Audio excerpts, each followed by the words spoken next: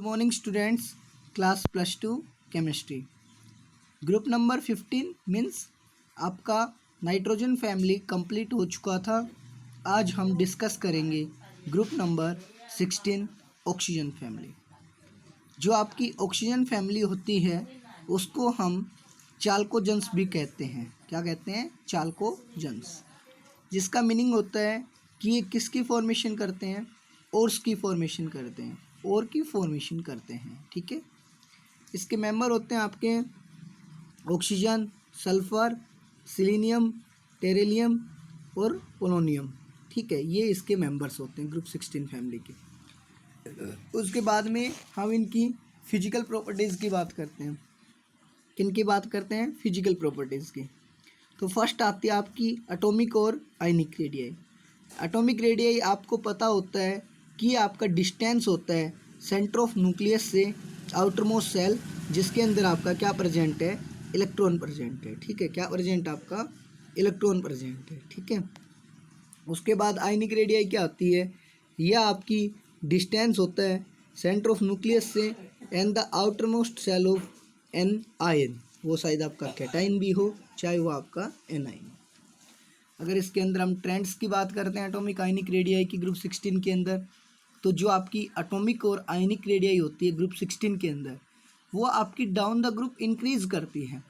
ये तो हमने जनरली भी पढ़ते आ रहे हैं कि डाउन द ग्रुप हमारी एटॉमिक और आयनिक रेडियाई इंक्रीज करती है। क्यों इंक्रीज करती है भाई? क्योंकि हम जब डाउन द ग्रुप जाते हैं तो जो हमारी नंबर ऑफ सेल्स होती हैं वो क्या करती हैं? इंक्रीज करती हैं आपकी।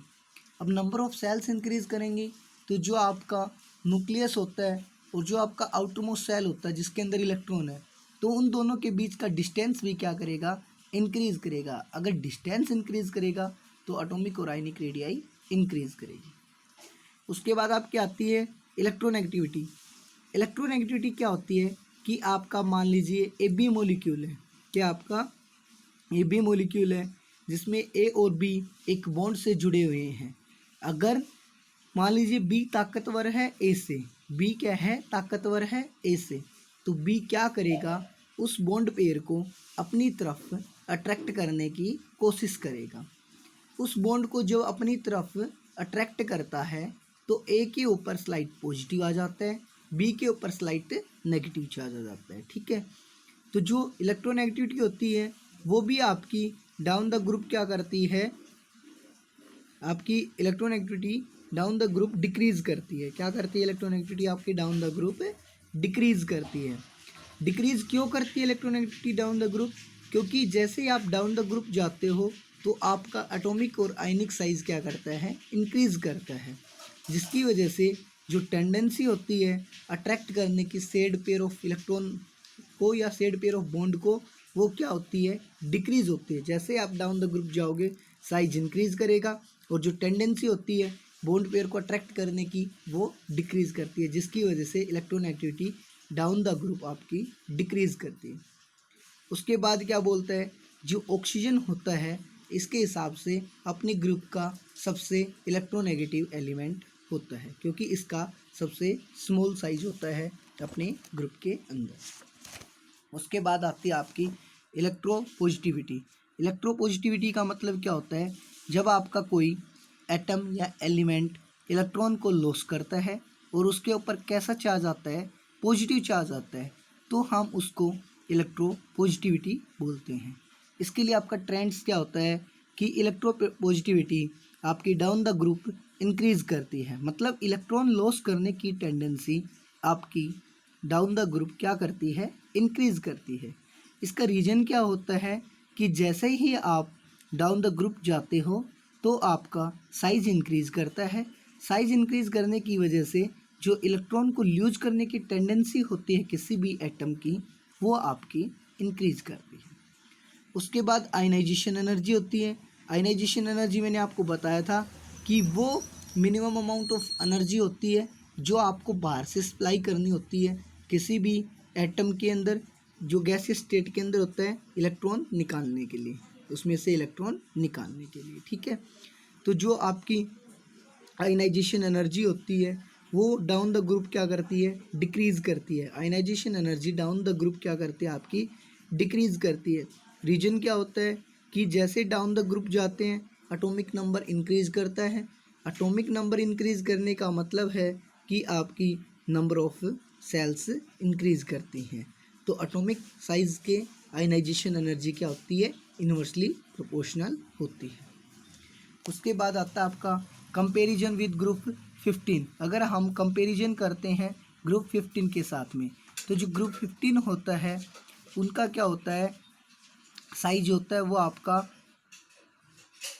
ज़्यादा क्या होता है, उनका ज़्यादा होता है एज़ कम्पेयर टू ग्रुप 16। क्यों? क्योंकि as we move left to right size decreases because effective nuclear. So जब हम ग्रुप 15 से ग्रुप 16 की तरफ मतलब अलोंग ए पीरियड मूव करते हैं, किसकी तरफ मूव करते हैं, अलोंग ए पीरियड, तो हमारे जो ग्रुप 15 होती हैं उनकी एटॉमिक रेडियस कम होती है, क्योंकि हम जैसे लेफ़्ट टू राइट मूव करते हैं तो एटॉमिक साइज आपका डिक्रीज़ करता है, क्योंकि इफेक्टिव न्यूक्लियर साइज आपका इंक्रीज करता है। उसके बाद आता है आपका फर्स्ट, सेकंड और थर्ड आयनाइजेशन एनर्जी का कंपैरिजन करते हैं।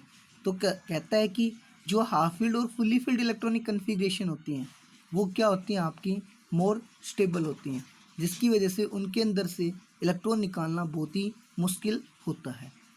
तो जब आप फर्स्ट आयनाइजेशन एनर्जी को अप्लाई करते हो नाइट्रोजन फैमिली के अंदर, किसके अंदर, नाइट्रोजन फैमिली के अंदर, जिसके अंदर आपकी क्या होती है, नाइट्रोजन की हाफ फील्ड कन्फिग्रेशन होती है। कैसी होती है, हाफ फील्ड कन्फिग्रेशन होती है।